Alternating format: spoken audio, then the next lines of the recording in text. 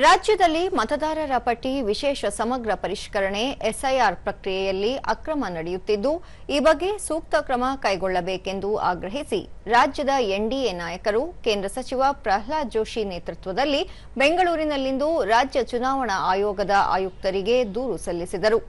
ಈ ವೇಳೆ ಕೇಂದ್ರ ಸಚಿವರಾದ ಎಚ್ಡಿ ಕುಮಾರಸ್ವಾಮಿ, ಶೋಭಾ ಕರಂದ್ಲಾಜೆ, ವಿಧಾನಸಭೆ ವಿರೋಧ ಪಕ್ಷದ ನಾಯಕ ಆರ್ ಅಶೋಕ, ವಿಧಾನ ಪರಿಷತ್ ವಿರೋಧ ಪಕ್ಷದ ನಾಯಕ ಛಲವಾದಿ ನಾರಾಯಣಸ್ವಾಮಿ, ಸಂಸದ ಗೋವಿಂದ ಕಾರಜೋಳ, ಮಾಜಿ ಮುಖ್ಯಮಂತ್ರಿ ಡಿವಿ ಸದಾನಂದಗೌಡ, ವಿಧಾನಸಭೆ ವಿರೋಧ ಪಕ್ಷದ ಉಪನಾಯಕ ಅರವಿಂದ ಬೆಲ್ಲದ, ಶಾಸಕ ಡಾ ಸಿಎನ್ ಅಶ್ವತ್ಥನಾರಾಯಣ, ವಿಧಾನ ಪರಿಷತ್ ಸದಸ್ಯರಾದ CT Ravi, SL Bhojegowda, N Ravikumar ಸೇರಿದಂತೆ ಮತ್ತಿತರರು ಉಪಸ್ಥಿತರಿದ್ದರು.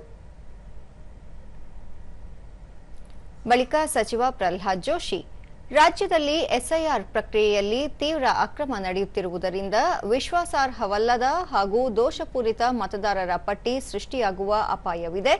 ಎಸ್ಐಆರ್ ಅಕ್ರಮದ ಕುರಿತು ನಿಷ್ಪಕ್ಷಪಾತ ತನಿಖೆ ನಡೆಸಿ ತಪ್ಪಿತಸ್ಥ ಅಧಿಕಾರಿಗಳ ವಿರುದ್ಧ ಕ್ರಮ ಕೈಗೊಳ್ಳಬೇಕು. ಅಲ್ಲದೆ ಅಕ್ರಮಗಳು ನಡೆದ ಪ್ರದೇಶದಲ್ಲಿ ಮರುಪರಿಶೀಲನೆ ನಡೆಸಬೇಕು. ಕೇಂದ್ರ ಚುನಾವಣಾ ಆಯೋಗ ನಿಗದಿಪಡಿಸಿದ ಮಾರ್ಗಸೂಚಿ ಮತ್ತು ಕಾರ್ಯವಿಧಾನಗಳ ಮೂಲಕವೇ ಎಸ್ಐಆರ್ ಪ್ರಕ್ರಿಯೆ ನಡೆಯಬೇಕು. ಮತಗಟ್ಟೆ ಅಧಿಕಾರಿಗಳು ಕಡ್ಡಾಯವಾಗಿ ಮನೆ ಮನೆಗೆ ತೆರಳಿ ಮತದಾರರನ್ನು ಪರಿಶೀಲಿಸಬೇಕು ಎಂದು ಹೇಳಿದರು. ರಿಎನ್ಯುಮರೇಷನ್ ಅನ್ನ ಮಾಡಬೇಕು. ಇದು ಇಲ್ಲಿಗಲ್ ಆಗಿದೆ. ಒಂದು ನಿಜವಾದ ಎಸ್ಐಆರ್ ಒಂದು ಪ್ರಕ್ರಿಯೆ ಏನಿದೆ, ಅದರ ಉದ್ದೇಶ ಏನಿದೆ, ಅದು ವಿಫಲಗೊಳಿಸುವಂತಹ ಒಂದು ಕುತಂತ್ರ ಆಗಿದೆ. ಎಚ್ಡಿ ಕುಮಾರಸ್ವಾಮಿ, ರಾಜ್ಯದಲ್ಲಿ ಚುನಾವಣಾ ಆಯೋಗದ ನಿಯಮ ಉಲ್ಲಂಘಿಸಿ ಅಕ್ರಮ ಹಾಗೂ ಕಾನೂನು ಬಾಹಿರವಾಗಿ 31 ಜಿಲ್ಲೆಗಳಲ್ಲೂ ಎಸ್ಐಆರ್ ಪ್ರಕ್ರಿಯೆ ನಡೆಯುತ್ತಿದೆ. ನಿಷ್ಪಕ್ಷಪಾತವಾಗಿ ಎಸ್ಐಆರ್ ಪ್ರಕ್ರಿಯೆ ನಡೆಯಲು ರಾಜ್ಯ ಸರ್ಕಾರ ಅನುವು ಮಾಡಿಕೊಡುತ್ತಿಲ್ಲ.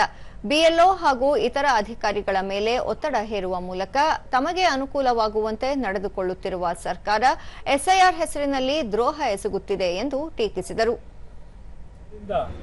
ಇವತ್ತು ಈ ರಾಜ್ಯ ಸರ್ಕಾರ ಯಾವ ರೀತಿಯಲ್ಲಿ ಅಧಿಕಾರಿಗಳನ್ನ ಇಲ್ಲಿ ಏನಾಗುತ್ತೆ, ಅವರೇನೋ ಪ್ರಿಯಾಂಕ ಖರ್ಗೆ ಅವರು ಚುನಾವಣಾ ಆಯೋಗದವರು ಕರ್ತವ್ಯ ಇಟ್ಟಿದ್ದಾರೆ ಅಂತ ಏನ್ ಹೇಳ್ತಾರೆ.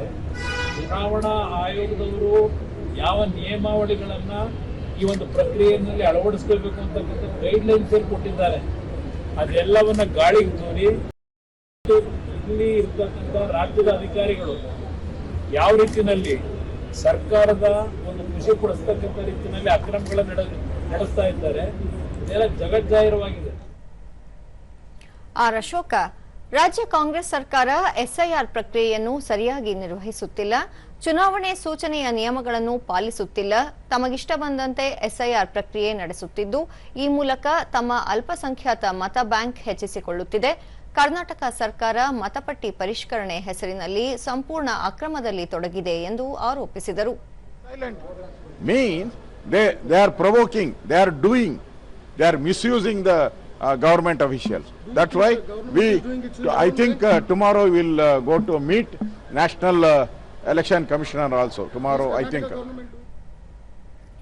ಈ ನಡುವೆ ಬೆಂಗಳೂರಿನಲ್ಲಿ ಎನ್ಡಿಎ ನಾಯಕರ ಆರೋಪಕ್ಕೆ ಪ್ರತಿಕ್ರಿಯಿಸಿರುವ ಮುಖ್ಯಮಂತ್ರಿ ಡಿಕೆ ಶಿವಕುಮಾರ್, ರಾಜ್ಯದಲ್ಲಿ ಅರ್ಹರಾಗಿರುವ ಪ್ರತಿಯೊಬ್ಬರಿಗೂ ಮತದಾನದ ಹಕ್ಕು ನೀಡುವ ಕೆಲಸ ಮಾಡಲಾಗುತ್ತಿದೆ.